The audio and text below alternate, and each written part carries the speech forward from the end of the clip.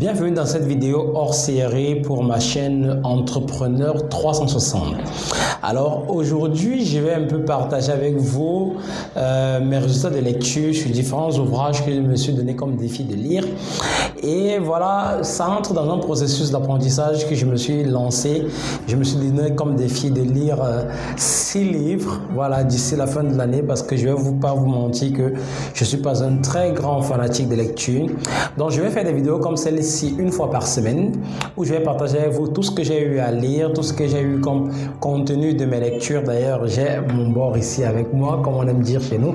Tout ce que j'ai donc pu tirer des différents livres que je vais lire parce que ici, je dois vous dire que ces livres participeront à mon apprentissage et également l'accroissement de mes connaissances dans le monde du business.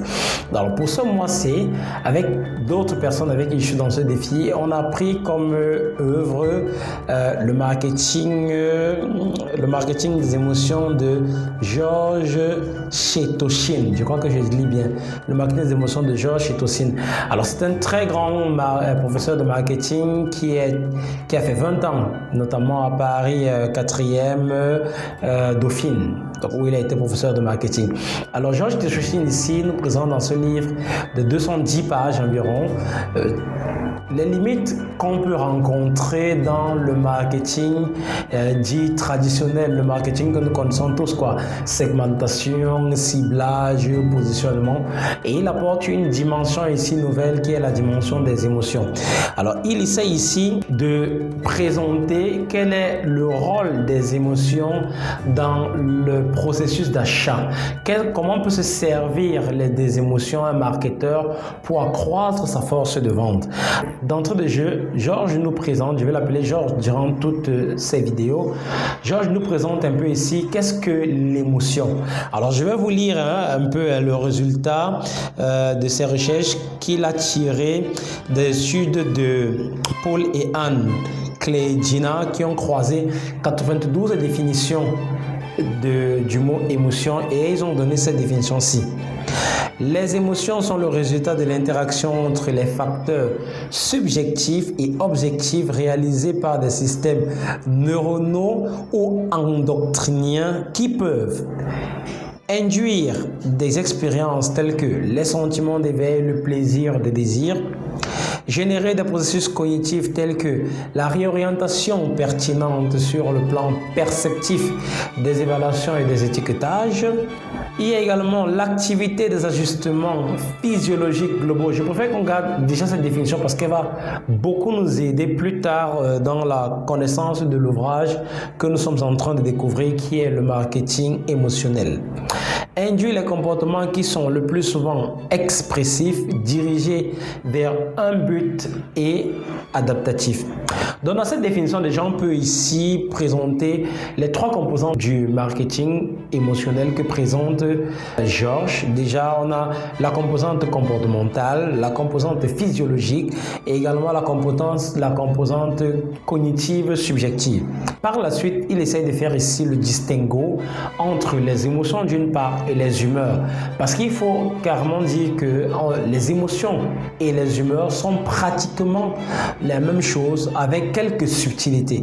Alors, il relève ici par exemple la vitesse de déclenchement qui est rapide pour les émotions et lente pour l'humeur, qui est l'intensité subjective qui est forte pour les émotions et faible pour l'humeur, l'aptitude à identifier les éléments déclencheurs, facile pour les émotions et difficile pour l'humeur. Alors, si vous avez d'autres différences qui donnent par exemple entre l'émotion d'une part et les humeurs d'autre part, je vous invite à mettre ça dans les commentaires. On va par exemple discuter et voir un peu la crème même de ce qui pourrait sortir. Donc, il essaie donc de présenter ça comme ça parce que ici, Georges veut faire comprendre aux gens qu'il ne faut pas confondre émotion et humeur. Vous pouvez faire un acte d'achat à cause d'une humeur, mais ici, lui veut jouer sur le côté subtil de l'émotion parce que l'émotion, elle porte encore plus. Elle est, je suis tenté même de dire subliminale. Elle vous pousse à un achat subliminal. Donc, vous êtes presque contrôlé par cela et c'est ce qu'il veut présenter dans cette œuvre, pour montrer que si on utilise les émotions pour pouvoir appliquer un marketing stratégique on est certain de pousser encore plus loin la cible qu'on veut atteindre.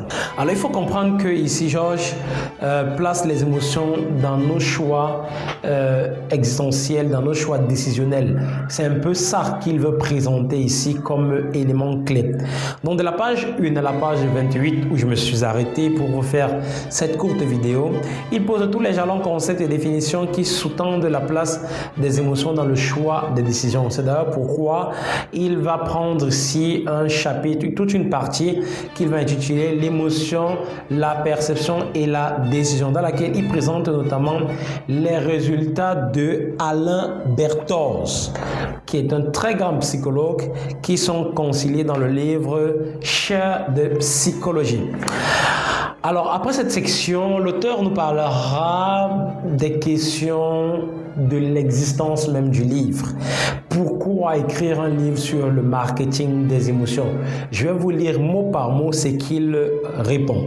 Lorsqu'on a passé comme moi une grande partie de sa vie à enseigner le marketing, ne pas se poser la question de savoir si en sortant des sentiers battus de l'approche classique du besoin du consommateur et en mettant le mécanisme de l'émotion au centre de la réflexion, on ne pourrait pas atteindre un niveau plus perfectible, plus explicatif de la définition des marques, de l'analyse des comportements, de l'étude des consommateurs, des règles du merchandising, de la communication ou de l'animation des forces de vente.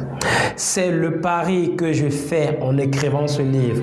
D'un côté, il y a la littérature, les recherches, les expérimentations que nous proposent les neurologues, les physiologistes, les psychologues à propos du fonctionnement de notre cerveau et de la création de nos émotions.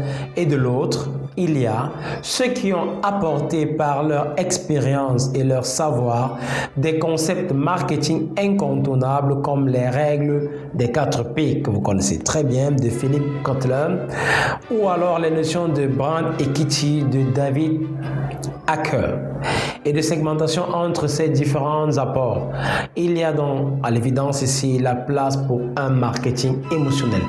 Alors ce qu'il faut comprendre ici, ce que moi j'ai pu comprendre, c'est que Georges veut nous faire comprendre que au-delà de la satisfaction client qu'ont les marketeurs au niveau de la segmentation, le positionnement, les 4 P, le marketing stratégique ou le mix, il y a une dimension émotionnelle qu'il faut pouvoir comprendre. Et c'est ce que lui se donne ici comme défi.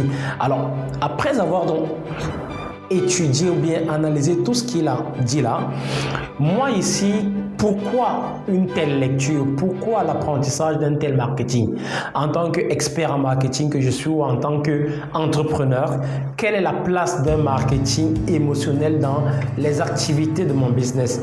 Vous allez par exemple vous rendre compte, je vais prendre ici 2 exemples palpables qui vont peut-être vous expliquer de manière très simple et très concrète la place du marketing émotionnel. Quand vous regardez un film comme dans les chaînes des novelas par exemple, on vous met une scène d'amour forte, après on vous balance une intrigue. Vraiment, je vais parler un peu de quelque chose un peu assez grossier. Un homme qui est en train de tromper sa femme et là, sa femme, sa vraie, pas sa maîtresse, arrive. À cet instant, on vous coupe le cinéma pour vous balancer une pub. Regardez qu'à ce moment précis, vos neurones sont attentifs, votre cerveau est en éveil, vos émotions sont gonflées.